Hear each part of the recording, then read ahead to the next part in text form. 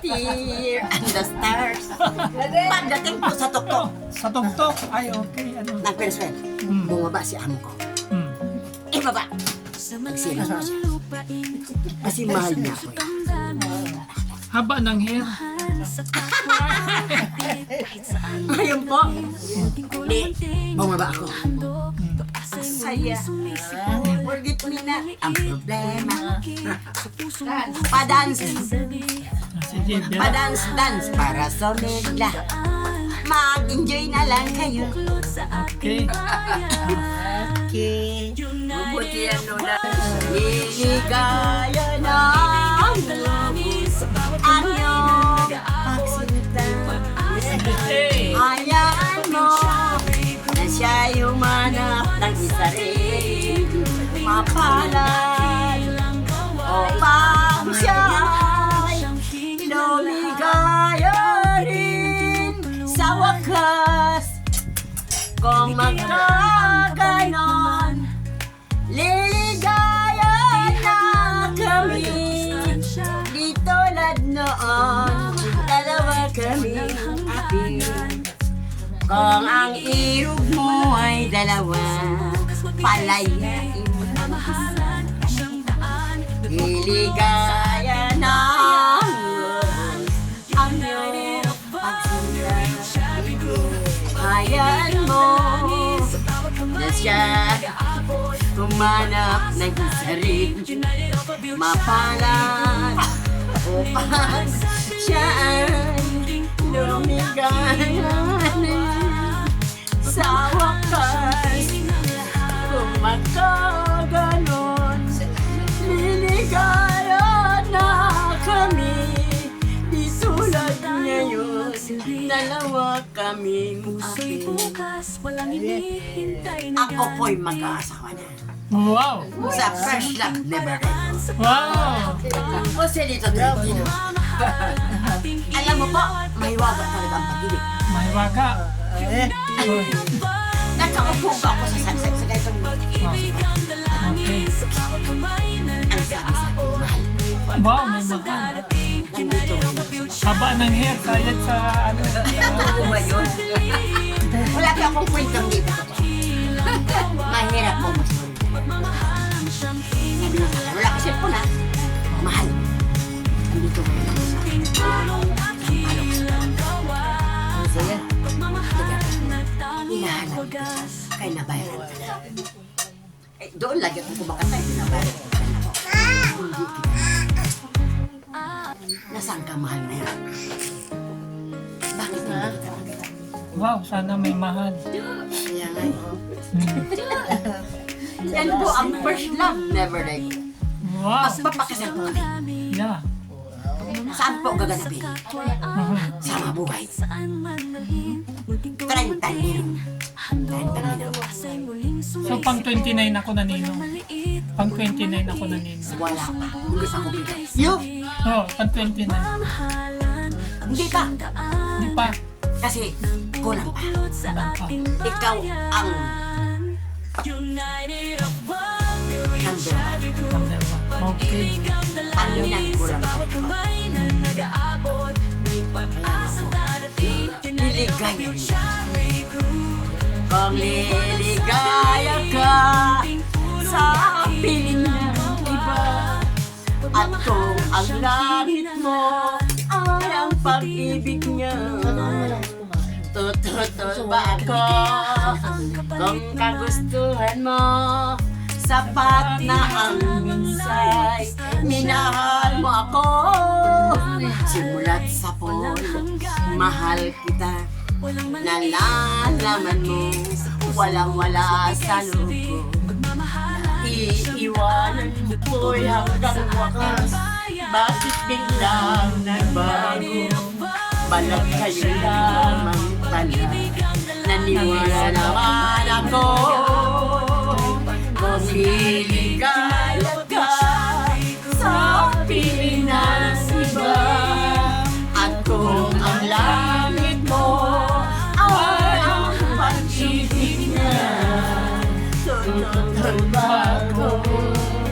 Kung kagustuhan mo, sa sapat na ang minsay, minahal mo ako. Simulat sa pool, mahal kita sa pool. Malalaman mo, walang-wala sa loob mo. Naiiwan mo, buong akala ko hanggang bukas. Bakit biglang nagbago? Balat kayo lamang pala, naniwala naman ako. Kung ligaya ka sa piling at kung ang langit mo ay ang pag-ibig niya, tutulog ba ako? Kung kagustuhan mo, sapat na ang minsay, minahal mo ako. Alam mo po, Hindi pa. kaya nga ipaalam ko sa ako po'y nag-alaga nga ng bata. Oh, ngayon. Nakagaling ako sa crib. Hmm. Hinalikan niya ako, pero love never die. Wow! Parang masasalamat ako. Hey! Sana all! Din ako po. Oo, sana Kasi, all. nakahiga rin siya. Takbo ako sa taas. Ah, Sinasabi ko na ka. wow! Pero hindi ko ako nakalala sa tukso. Hmm. Tukso, layuan mo. Oh, tukso! Layuan mo ko! Di kaya sabihin na ako'y di madadating sapagkat ako'y tao may puso't Amin. ngunit kung kaya ko ako ay di padadating sa tuksong kay Raya. Winasak na damdamin kay Rami na winasak na pangalan kay Rami na matlang pinaluhay kay Rami na puso sinugatan ang kapsa. Lapitan mo ako. Layuan mo ko, di kaya sabihin Okay. na pwede matalamin Aha. sapagkat ako'y Ganon. may pusong dandan. Aha. Ngunit kung kaya ko, ako ay di padadahin Okay. sa tuksong kay Rami na winasak na damdamin kay Rami na winasak na tanang kay Rami na matang pinaluhay kay Rami na pusang sinugatan o tukso. O tukso, layuan mo ko. Okay, may dalala ko. Okay, Yahoo! May mata naman ako. Hindi ka kasal ko, huwag kang maiyak. Hindi ka kasal mo yung boss.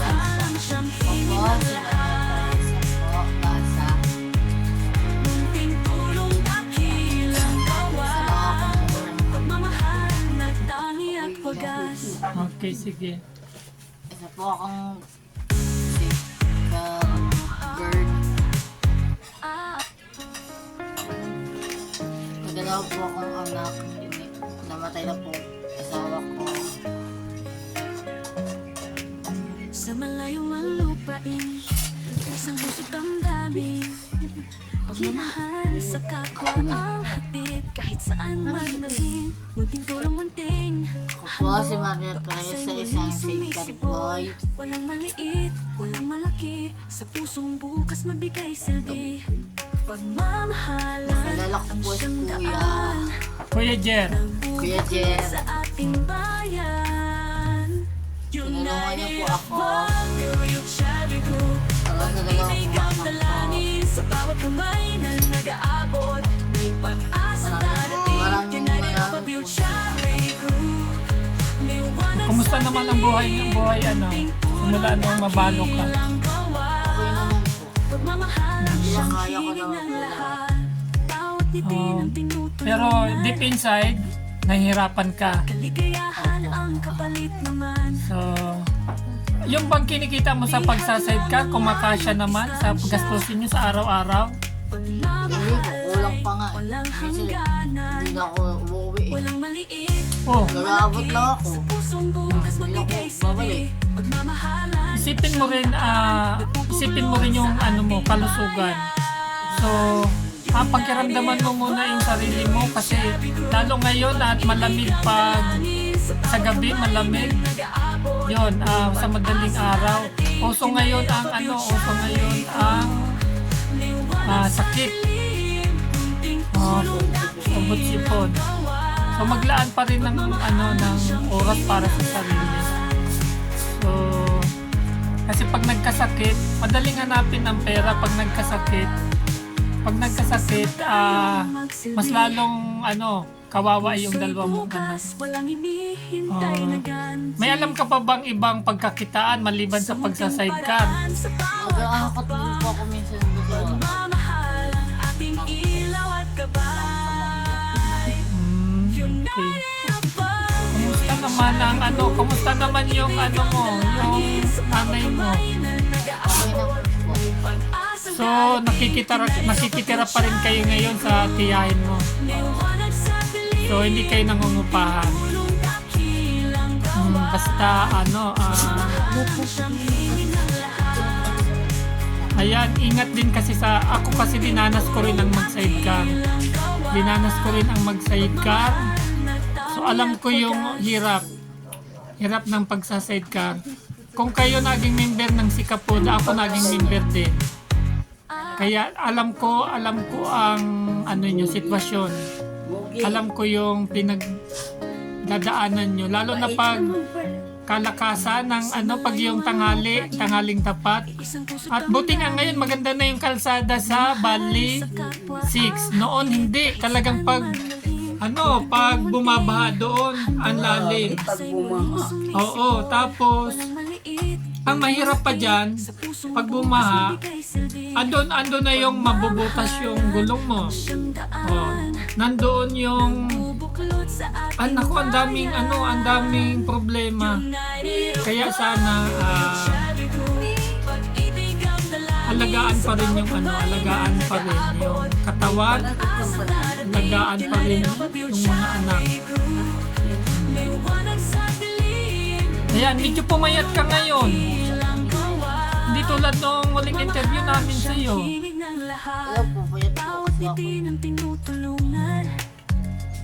Pumapangit ka na, kailangan magpaganda.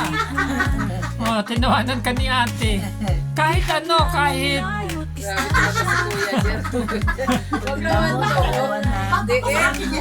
Oo. Hindi, alagaan mo rin yung sarili mo. Siyempre, dalaga. Alagaan pa rin ang sarili kasi siyempre, tulad mo, Balo, may dalawang anak. Siyempre, marami siyang magpaparamdam. Marami siyang mga paligaw hangin. Ano tawag daw? Pero magpaparamdam. Kailangan laging beauty. Wala namang panahon para magpaganda. Wala nang panahon. Grabe naman. Magkano pa rin, maglaan pa rin. Hindi po, Balo po siya, single parent. Single mas. Anong masasabi mo sa mga nagpabot sa'yo ng tulong? Marami po salamat. Okay, sige. Ayan. May nais ka pang sabihin? Wala na. Okay, thank you and God bless. Ayan. Mag-share lang ako kasi noon, way back 1990s, kinagis na namin buhay sa Bicol. Kami ang tinutulungan. So kamulatan ko nun sa mga komunidad. Siguro mga grade 4 ako, grade 5. Ang lugar ko kasi namin yung baha. So daanan lagi ng bagyo. Ang tatay ko po ay isang daragat. So kung ano po yung yung kalagayan nyo ngayon, dinanas namin yan noon. Siguro mas mahirap pa yung dinanas namin kaysa sa inyo. So ang tatay ko po, magdadagat lang, pag bare months na, o yung amihan, tag-amihan sa amin, hindi na po makalaot yung bangka namin. Although sarili po namin yung bangka, hindi kami nakikilabas. Ang problema po, ang tatay ko lagi na lang yung nakahiga. Ang ginagawa ng nanay ko, pag uwi ko niya ng galing school, nagluluto siya ng maruya, nilalako ko yun, nilalako ko. One time, sa kasi sigaw ko, bigla akong nadapa. So yung dala kong maruya, tapon ng lahat. Noon kasi may takot ang mga anak sa magulang. Sabi ko patay na. Wala akong bentang maiyo. Ang ginawa ko, pinunasan ko yung maruya. Ang damit sa damit ko. Tapos pinadaanan akong bingguhan. Sa awa ng Diyos, binili lahat. Di pagkaabot ng bayad, di kinuha ko na ang bilis ng takbo. Sabi ko, hindi na ako dito dadaan ko na. Tapos pag-araw ko ng Sabado-Linggo, yung medyo malapit kami sa gawaan ng sinapa. So, maghapon yun, nandun ako nagtatrabaho. Yung usok, yung init, ano ng katawan ko. Paano yun? Kasi ang biyahe sa amin, madaling araw. Mga bandang alauna, alas 12. Doon inaano yung biyahe papuntang Bicol, yung sa mga tiyanggi-tiyanggi na tinatawag. So pag upo niya ng bahay, may dala na akong ulam, kinabukasan, may pera pa. So, ganun po yung naging routine ko noon. Pag Bermans at Bagyo sa amin. So, mahirap po talaga ang maging mahirap. Tapos, yun po ang pagwala kami panggatong, namumulog po kami sa tabing dagat ng mga kahoy para meron kami panggatong. Tapos ang hindi ko po noon malilimutan pagwala kami mga kung may nakakilala po ng oraro na ako siya root traps. Ginagawa siyang yung kinain natin maha. Ginagadgad siya, pwede siyang gawing maha. So marami po kaming tanim doon sa labas ng bahay namin. Yun po, may makain lang kami, yun ang pinakaalmusal na namin. Tapos pag may mga time po na yung mga taga-postal, pang minutes, yung mga taga-baso, dumadayo sa amin sa stop. Nagtitinda ng kamuti at kamuting kahoy. May mga luma kaming damit. Yung pa naman, pwede pang suotin. Ipinagpapalit ng nanay ko ng kamuting kahoy. Yun ang namin, almusal. Minsan, baon pa namin yun sa school. Mapapalad ang mga bata ngayon kasi noon, 10 centavos. 25 centavos, malaking bagay na, malaking tinapay na ang mabibili. So, nilalakad lang namin ang bahay namin sa school. Tapos school to bahay, ganun lang. So, ang hindi ko po makalimutan noon sa probinsya, yung napakalakas ng bagyo. Hindi ko na matandaan ko anong taon. Yung iba po talaga yung bahay namin. So napilitan po akong lumuwas ng Cavite at magtrabaho sa factory. So, doon na po nag-umpisa yung ng buhay ko. Yung pangarap ba na matupad. So, pinangarap ko lang po na maging isang charity vlogger. Hindi ko po akalain na magkakaroon po ito ng katiparan dahil sa inyo. Kaya po magano na lang kalapit ang loob ko sa inyo dahil kung ano po yung pinagdadaanan nyo ngayon, dinaanan po namin yan. Yung minsan sariling tao mo pa yung natatandaan ko na lumapit yung nanay ko sa kapatid niya. or sa kamag-anak niya humingi ng tulong. Although binigyan naman pero may mga masasakit na salita. So ang nanay ko palibasa mabait. Siyempre, ano na lang niya, tawag dito yung Binaliwan. oo, inano niya na lang, pero yung kahit masakit sa ano niya, dahil para lang may makain kami. So, sabi ko darating naman siguro ang panahon na hindi naman kami habang panahon nasa baba. So ito ngayon, pinapangarap ko lang. Sabi ko kay Lord, pag nagsisimba ako sa Baclaran, may mga kumakalapit sa akin, may mga talagang mahihirap na humihingi ng tulong. Minsan, may bata, may dalang mga reseta ng gamot, humihingi ng tulong. Sabi ko, Lord, ang dala ko pa mas ano lang, pagkasuling na lang, pagkain ko lang. Tulungan mo pa ako, Lord, na makatulong din someday sa mga katulad nyo nga, sabi ko. Tapos, yun na nga, biglang tumawag sa amin si Ma'am Liway.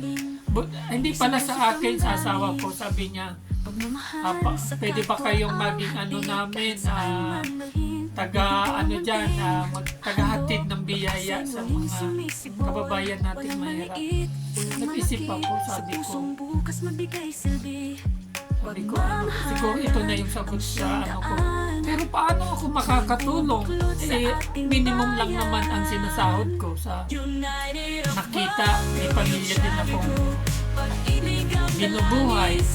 So ayan, sabi naman ng mga kagrupo namin, huwag nyo nang alalahanin. Kung magkano lang ang kaya nyong ibigay sa loob ng isang buwan, nasa sa inyo yan. Basta kami dito, magtutulong-tulong para sa pangangailangan ng mga kababayan nating mahihirap dyan. So, nabuhayan ako ng loob. Sabi ko, salamat po sa pagtitiwala. Hindi ko po yan sisirain. Ayan, ito pong mga nasa ano nyo, ito, mga ito. Sila, hindi po ako ang dapat ninyong pasalamatan. Sila, ang aming founder na si Ma'am Liway Sanchez, si Sergio Nilakay, ang ating, ayan, ang nag-sponsor ng bigas pala, si Ate Lovely Anggo, itong One Sack of Rice, at si Ate Perla Nava Openya, aka ang YouTube channel niya po ay Ilocanang Punyang, at si Ate Lovely Anggong USA. Ayan, nakarating na po tayo sa iba't ibang lugar. Kung hindi nyo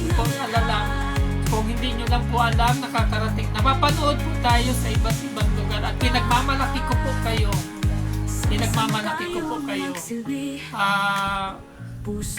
Katulad ni Lola Aida, siya ang una kong charity, ang una kong na-scout sa simbahan na namamalimos. Kasi nakikita ko kay Lola Aida yung nanay ko na napakabait. Siya po talaga yung una kong nilapitan at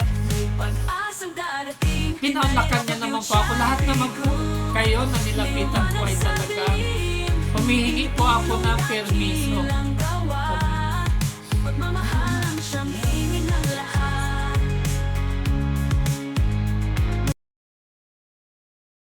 United above, yung Shabby Group. Pag-ibig ang dalangin sa bawat kamay na nag-aabot. May pag-asang darating. United above, yung Shabby Group.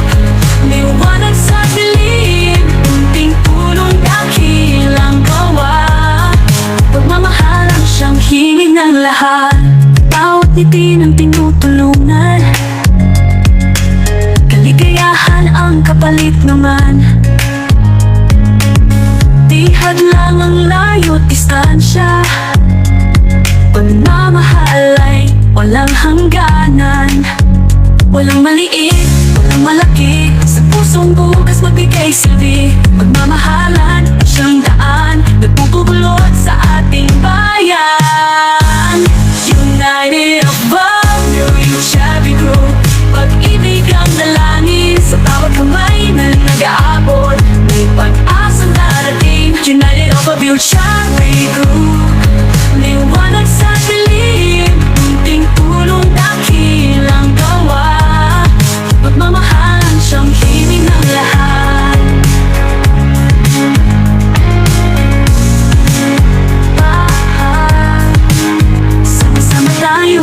magsilbi. Puso'y bukas, walang hinihintay na ganti. Sa munting paraan, sa bawat hakbang, pagmamahal ang ating ilaw at gabay. United above, yung Cherry Group. Pag-ibig ang dalangin sa bawat kamay na nag-aabot. May pag-asang darating, United Overview Cherry Group. Liwanag sa dilim, munting tulong dakilang gawa. Pagmamahal ang siyang hiling ng lahat. Munting tulong dakilang gawa. Pagmamahal na tali at wagas. United above, yung Cherry Group. Pag-ibig ang dalangin sa bawat kamay na nag-aabot. May pag-asang darating, United Overview Cherry Group. Liwanag sa dilim, munting tulong dakilang gawa. Pagmamahal ang siyang hiling ng lahat. United above, yung Cherry Group. Pag-ibig ang dalangin sa bawat kamay na nag-aabot. May pag-asang darating, United Overview Cherry Group. Liwanag sa dilim, munting tulong dakilang gawa. Pagmamahal ang siyang hiling ng lahat.